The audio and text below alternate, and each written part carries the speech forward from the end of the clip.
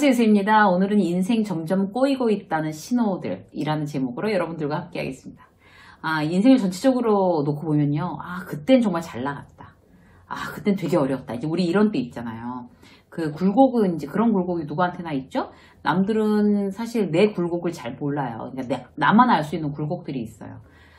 나중에 생각해보면 참 그때는 참 힘들다고 생각했는데 지내놓고 나니까 별거 아니야. 이제 이런 것도 있고, 그때는 힘든 줄도 몰랐는데 지내놓고 보니까 그때 그 힘든 걸 어떻게 다 겪어냈는지 모르겠어 라고 하는 것도 있습니다.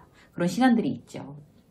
근데 이제 그런 어떤 여러 가지 굴곡들이 내 인생에 이제 자양분이 된 건 사실 맞아요. 그런데 일단 열심히 살다가 이제 예기치 않은 어떤 실패나 관계 문제들이 닥치면 그걸 이제 잘 극복해 넘어가면 되는데, 이게 너무 자주 인생을 찍어 누르게 되면 우리가 이제 행복하지 않죠. 그리고 이제 내가 원하는 삶을 살기가 굉장히 어려워집니다.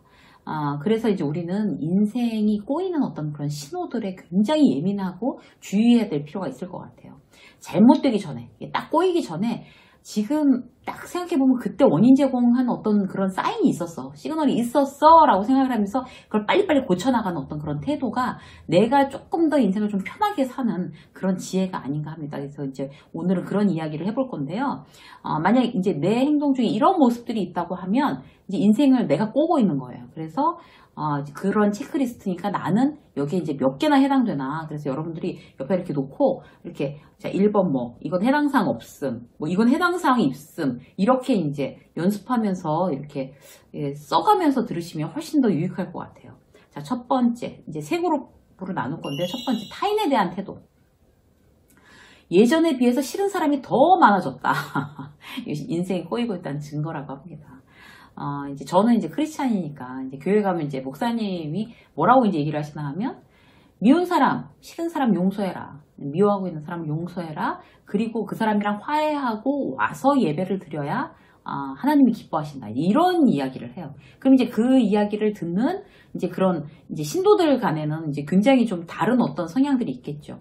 어떤 사람은 미워한 사람 없는데, 그렇게 뭐 특별히 용서해야 될 사람 없는데, 이렇게 생각하는 사람은 굉장히 좀 행복한 사람이고, 그 사람하고는 도저히 화해가 안 됩니다. 그거는 좀 저한테는 그야말로 불가능한 일인 것 같아요. 이래서 정말 괴로운 그런 또 유형도 있을 거 아니에요. 그래서 그 미운 사람, 싫은 사람, 어떤 꼴도 보기 싫은 사람, 이런 사람이 많아질수록 나 위험한데? 이렇게 생각해야 되는 건 맞는 거죠. 그게 이제 인생 꼬이는 어떤 그런 신호라고 할 수가 있겠어요. 종교적인 어떤 그런 부분도 왜 그렇게 이제 그런 이야기를 강조하겠어요? 우리 인생이 정말 이렇게 평탄하게 가는 어떤 그런 여러 가지 교훈을 주는데, 그렇게 미워하는 사람이 자꾸 늘어나면 평탄해지지 않는다는 뜻이죠. 누가 이제 잘 됐다고 하면 마음 한켠이 참 싸하면서 외로워지고 나는 뭐 했나 이렇게 회의감이 드는 거 여러분들 자책하지 마세요. 괜찮아요. 그래도 괜찮은데, 문제는 뭔가 하면 다른 사람이 잘못된 거, 잘된 거 배합하는 건 그래도 괜찮은데 잘못된 거를 즐거워하면 내 인생이 꼬인다고 합니다. 쌤통이야. 아이고 그래, 오래 잘렸대, 오래 다녔지, 그 실력 갖고 진짜 오래 다녔다, 그 정도면. 이렇게 하면서 뭐 회사를 위해서 잘된 일이야 라고 얘기한다든지, 이렇게 남의 실패에 대해서 이렇게 박수치는 어떤 그런 상황은 내 인생을 내가 꼬는 그런 신호라고 합니다. 또 볼까요? 대화 주제가 주로 이제 제3자, 그 제3자에 대한 어떤 대화에 굉장히 적극적이다. 이게 바로 또 인생 꼬이는 어떤 신호라고 합니다. 이게 습관이 되는 거죠. 남의 얘기 좋아하는 거는. 그래서 나한테 집중해야 전진할 수 있습니다. 그래서 남 신경 쓰지 말고, 지금 나 하나 건사하기도 굉장히 힘든 어떤 그런 세상이잖아요. 지금 굉장히 어렵잖아요. 상황 자체가. 그러니까 중요한 거는 남 신경 쓰지 말고 일단 남의 얘기, 특히 뒷담화 이런 게 아니라 나한테 집중하는 거 대단히 중요합니다. 자, 타인에 대한 태도였고요. 두 번째, 나 자신에 대한 태도. 어떤 거 있을까요? 주로 지쳐 있으면 이게 이제 인생이 꼬이는 어떤 그런 신호라고 해요. 에너지가 없다는 뜻이죠. 지쳐 있다는 거는 사람하고 만나도 지치고, 집에 오면 기운이 하나도 없어서 막 누워 있어야 되고, 막 다리 붓고 막 이런 거 있잖아요. 아침에 출근하면서 이미 지쳐. 막 너무 차가 밀렸어, 막혔어, 막 이러면서 출근해갖고 아이고 이렇게 지쳐있는 경우, 아 이거 지금 좋은 징조 아닌데 라고 스스로 알아차리고 내가 이제 지치는 일을 지치지 않게끔 바꾸는 게 중요합니다. 뭐 운동을 하든지 아니면 그야말로 무슨 뭐 보약을 먹든지 아니면 뭘 어떻게 해서 식습관 개선 아니면 내 라이프 사이클 너무 늦게 자는 어떤 그런 사이클을 개선하든지 어떻게 해서든지 지치지 않아야 내 인생 풀린다라고 생각하면 맞습니다. 그리고 이제 뭔가 잘못되거나 이제 계획된 게 뭐 이렇게 잘 안 되고 이랬을 때 내가 핑계를 자주 대고 자기 합리화를 자주 하나? 이걸 이제 또 생각해 봐야 되는 거예요. 근데 내가 핑계를 자주 대고 자기 합리화를 자주 하나 그러면 만약에 그렇다. 그럼 이제 인생이 평탄할 리가 없는 거죠. 핑계 대고 자기 합리화하는데 뭐가 평탄하게 가겠어요. 이건 이제 객관적인 어떤 이제 그 시각, 나 자신에 대해서 객관적인 시각이 이게 습관화되어 있어야지 알아차릴 수 있는 내용입니다. 이제 예전에 이제 와이셔츠를 이제 직원이 입고 와서 막 꼬질꼬질한 거 입고 와가지고 아침에 와이셔츠를 이제 탁 꺼내려고 이제 옷방에서 딱 꺼내려고 하는데 다려놓은 와이셔츠가 세탁돼 있는 와이셔츠 하나도 없더라는 거예요. 그래서 어제 벗어났던 저기 세탁기에 들어가서 이렇게 막 뒤져가지고 제일 괜찮은 걸로 다시 꺼내갖고 그거를 입고 왔다고 투덜투덜 대고 이제 와이프를 막 흉을 보는 거예요. 집에 회사에 와서. 그래서 그러니까 막 직원들이 그 와이프가 뭐라고 그래. 그러니까 뭐 내가 돈만 많이 벌어다 주면 내가 와이셔츠를 10장 20장도 내가 미리 다 해놓는다. 나도 돈 버느라고 힘들어서 그런 거 아니야. 당신 탓이다. 막 이러더라는 거예요. 와이프가. 그래서 막 대팔 싸웠대요. 아침부터. 근데 그게 이제 와이프 업무 분장, 이게 맞벌이 부부니까 이제 와이프가 해야 될 일, 내가 해야 될 일 나눴는데 그게 와이프의 업무 분장이라는 거죠. 근데 그 와이프가 그때 그냥 내가 이걸 미처 못 해놔서 너무 미안하다. 이제 앞으로 그러지 않겠다.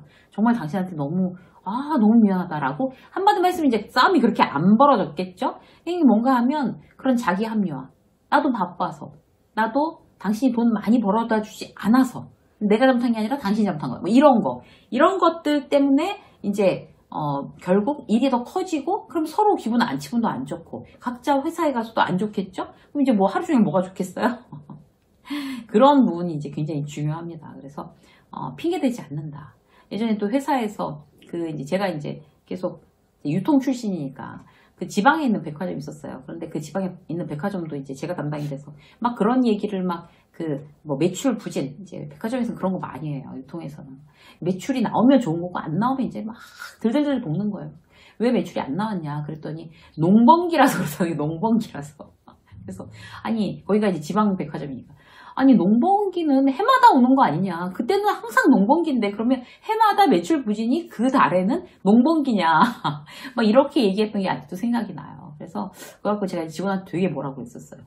문제는 뭔가 하면 그러니까 정말 답 없는 핑계, 답 없는 자기 합리화 이런 거는 결국 나한테 손해다라는 말씀을 다시 한번 강조해서 드리고 싶습니다. 그리고 자기 혼자 결정 못하는 거 있잖아요. 아주 간단한 거라도 뭐 옷 입고 뭐 머리 하는 거조차 남한테 물어봐서 아니면 괜찮다고 해야지 마음 놓이는 거 이런 거 대단히 이제 별로 자기한테 좋은 일 아닙니다. 그래서 이것도 고쳐야 될 거고 감정 기복이 굉장히 심한가? 회사에 와서 뭐 집 일 때문에 막 회사 사람들한테 짜증내고 회사에서 뭐 깨지면 집에 가갖고 또 가족들한테 막 짜증내고 그러나 이렇게 되는 것도 좋은 일 아닌 거죠. 그래서 내가 감정 기복 심한가 이것도 체크해 보셔야 합니다. 그리고 쓸데없는 공상 많이 하는 거 이런 거 있잖아요. 왜 로또 1등 된다면 내가 건물주가 된다면 뭐 이런 거 있잖아요. 100억이 생긴다면 이런 거. 중요한 거는 그런 터무니없는 어떤 공상을 하는 건 우리 정신건강에 대단히 안 좋고요. 내가 정말 돈 많이 벌어서 부자로 살고 싶다 라고 하면 목표, 자 그럼 나는 이만큼 100억이라는 거를 내가 100억 있으면 이렇게 쓸 거야 라는 공상이 아니라 100억을 너무 벌고 싶어. 그러면 지금 내가 뭘 해야 되지? 100억을 어떻게 만들 수가 있는 거지? 라는 거를 계획 세우는 게 그게 인생을 풀리게 하는 방법이라는 거죠. 그래서 쓸데없는 공상 이런 거는 이제 별로 우리 정신건강에 좋지 않습니다. 성공하는 방법은 듣기만 하고 보기만 하고 실천은 안 한다. 이것도 인생에 꼬이는 대표적인 그런 시그널입니다. 정말 이렇게 듣고서 우리 얼마나 자기계발서들 많아요. 그죠? 그리고 영상도 얼마나 많아요. 근데 그런 거 듣고서 맞아 정말 좋은 얘기야 해놓고 아무것도 액션하지 않아. 이렇게 되면 뭐 아무 의미가 없는 거죠. 시간만 낭비한 거예요. 시간만. 그래서 이 방송, 제가 이제 방송 들으시면서 이제 여러분들한테 계속 메모하세요 라고 이제 이렇게 말씀드리는 이유가 내가 내 손으로 종이에다가 쓰면서 듣고 그러면 다는 못하지만 요거 하나만 내가 오늘 실천하자 라고 동그라미 치고 별표 치고 이런 어떤 과정이 있어야지만 이 방송 자체가 굉장히 의미 있다는 거죠. 그래서 이제 꼭 여러분들 액션 해야 된다라는 거 말씀드리고 싶고요. 내가 그 남에 대한 의존도가 높은지 그것도 이제 확인하셔야 돼요. 그러니까 예를 들어서 뭐 그 남이 나에 대해서 이제 뭐라고 이제 뭐 비판하거나 평가하거나 이런 거에 대해서 너무 예민하게 밤새도록 그것 때문에 잠 못 자고, 예를 들어서 내가 저녁 오늘 같이 먹을까? 친한 동료한테 얘기했는데 동료가 딱 나 피곤해서 집에 갈 거야 라고 하면 너무 의존도가 높아서, 아니면 그 사람에 대한 어떤 그런 이런 그 나의 어떤 그런 친밀감이나 이런 게 너무 커서 나한테 나의 저녁을 먹자는 제안을 거절했어. 왜 그럴까? 내가 더 싫어진 걸까? 이거 밤새도록 가서 고민하는 사람 있잖아요. 근데 그때 어떻게 해야 돼요? 피곤한가 보다. 이러고 그래 그럼 다음에 먹자. 이렇게 아무렇지도 않게 굉장히 독립적으로 생각을 해야 결국 나한테 이롭다는 얘기죠. 그래서 이런 거 굉장히 그 중요한 말씀 드리고 이제 강조하고 싶고요. 세 번째, 성공에 대한 태도. 내가 열등감에 자주 휩싸이거나 아니면 문제 해결 능력이 취약하다고 하면 대단히 이제 인생을 잘 풀어나가는 어떤 힘 자체가 없다고 이제 느껴야 되는 거죠. 그러니까 뭔가 하면 문제 해결 능력이 취약하다는 건 무슨 일이 생기면 회피하거나 저절로 해결되기를 바라거나 아니면 그냥 몰라 이러면서 계속 미루거나 이렇게 하면 어떻게 인생이 잘 풀리겠어요. 바로 즉시 정면으로 딱 맞닥뜨려서 해결하자. 이 문제부터 해결하고 넘어가자. 중요한 문제니까. 라고 생각해야 내 인생을 꼬이기 전에 잘 풀어나가는 그런 방법이 됩니다. 자, 여러분들과 오늘 정말 그 인생 꼬이고 있다는 신호들에 대해서 이제 체크리스트 여러분들 만드셨죠? 이거 가지고 체크해 보시고 나는 여기에 해당되나 안 되나, 만약 해당되는 거 있으면 여러분들한테 말씀드렸던 어떤 그런 대응 방안, 솔루션들을 여러분들이 직접 오늘 실천하시는 그런 유익한 시간이 되셨으면 좋겠습니다. 유쌤의 직장서 오늘 여기까지 하겠습니다. 고맙습니다.